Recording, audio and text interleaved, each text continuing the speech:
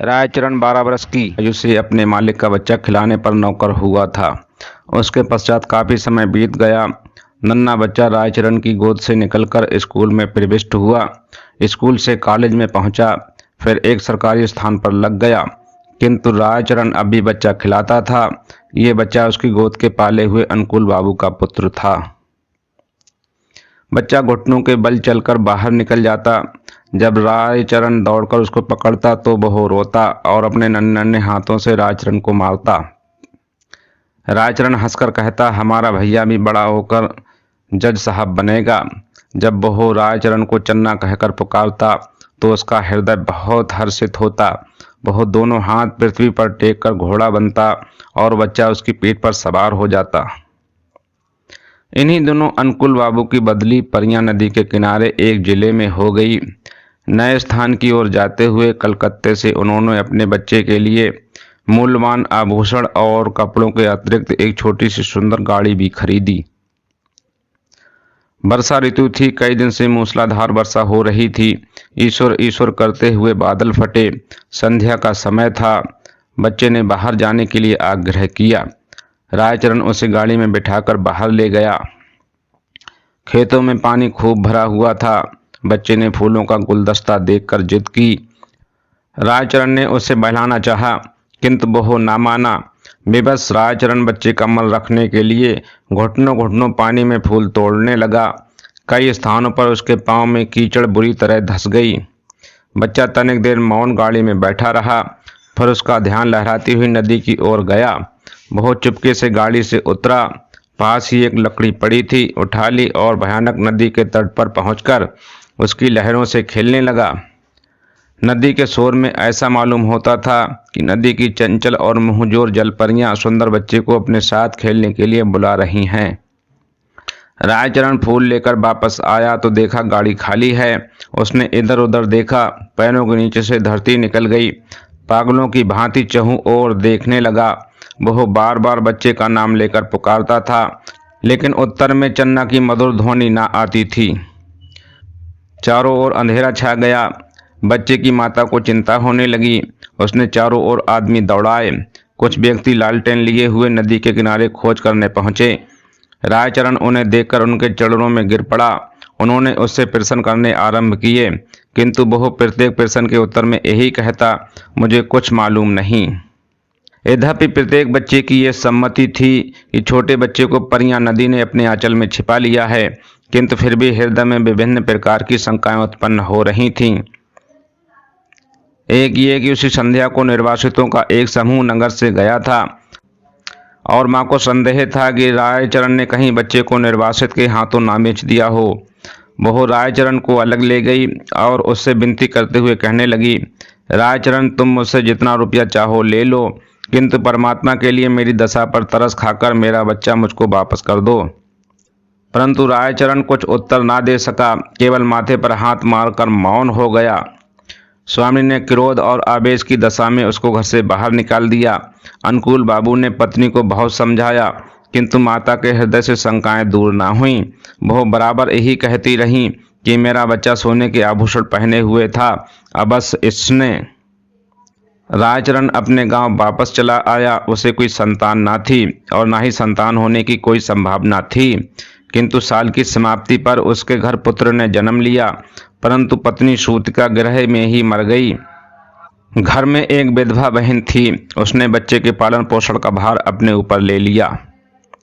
जब बच्चा घुटनों के बल चलने लगा, वह घर वालों की नज़र बचाकर बाहर निकल जाता। रायचरण जब उसे दौड़कर पकड़ता तो वह चंचलता से उसको मारता। उस समय रायचरण के नेत्रों के सामने अपने उस नन्हे मालिक की सूरत फिर जाती जो परियां नदी की लहरों में लुप्त हो गया था। बच्चे की जुबान खुली तो वह बाप को बाबा और बुआ को मामा इस ढंग से कहता था जिस ढंग से रायचरण का नन्हा मालिक बोलता था। रायचरण उसकी आवाज़ से चौंक उठता। उसे पूर्ण विश्वास था उसके मालिक ने उसके घर में जन्म लिया है। इस विचार को निर्धारित करने के लिए उसके पास 3 प्रमाण थे। एक तो ये कि वह नन्हे मालिक की मृत्यु के थोड़े ही समय पश्चात उत्पन्न हुआ। दूसरे ये कि उसकी पत्नी वृद्ध हो गई थी और संतान उत्पत्ति की कोई आशा ना थी।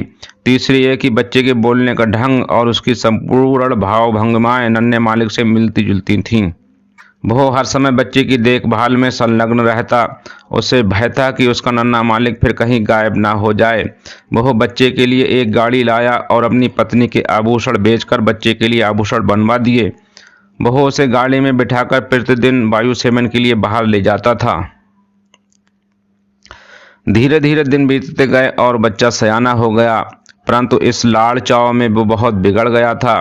किसी से सीधे मुंह बात ना करता था। गांव के लड़के उसे लाट साहब कहकर छेड़ते।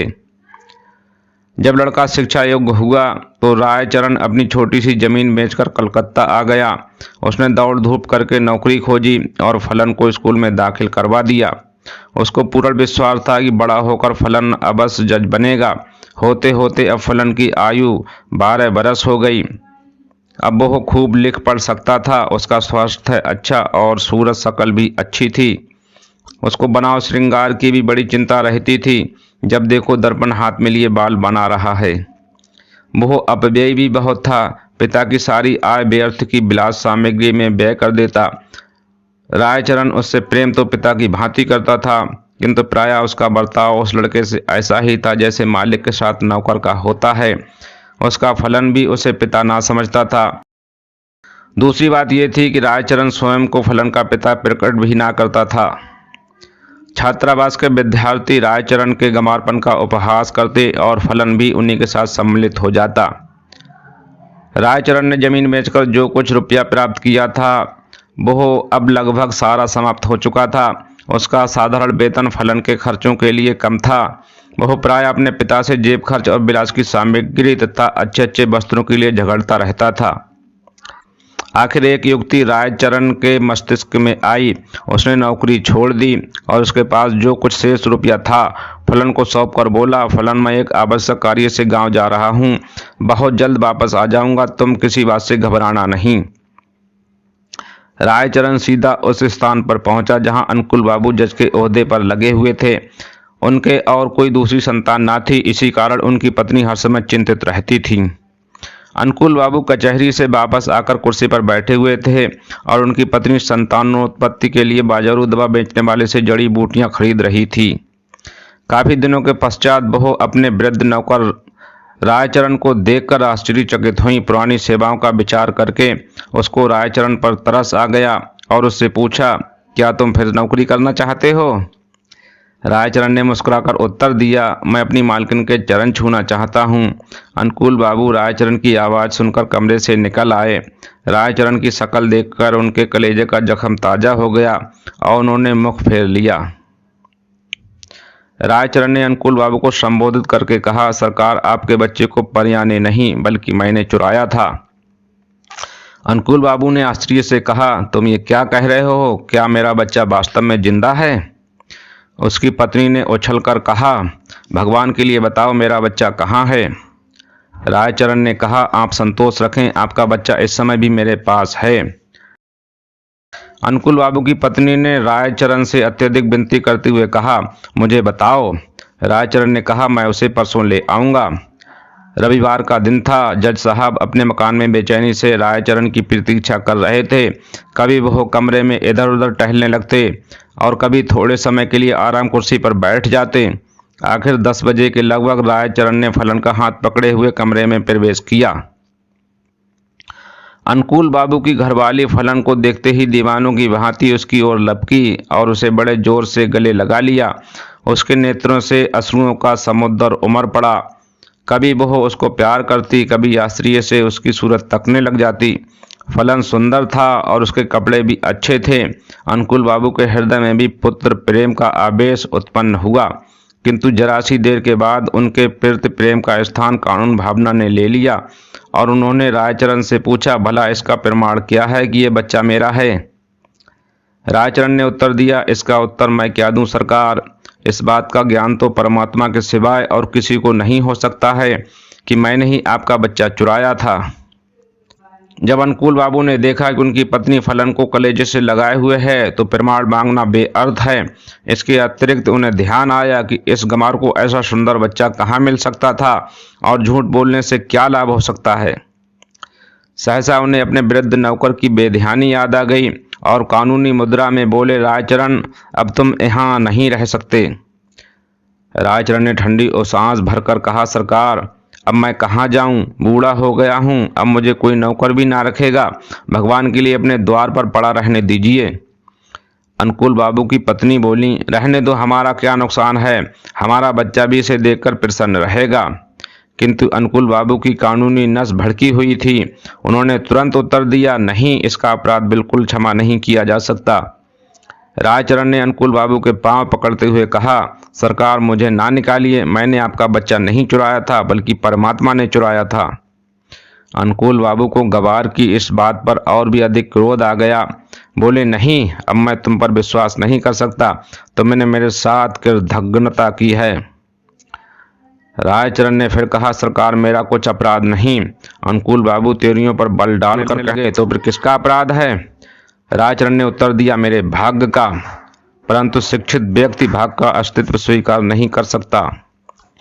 फलन को जब मालूम हुआ कि वह वास्तव में एक धनी व्यक्ति का पुत्र है तो उसे भी रायचरण की इस चेष्टा पर क्रोध आया कि उसने इतने दिनों तक उसे क्यों कष्ट में रखा।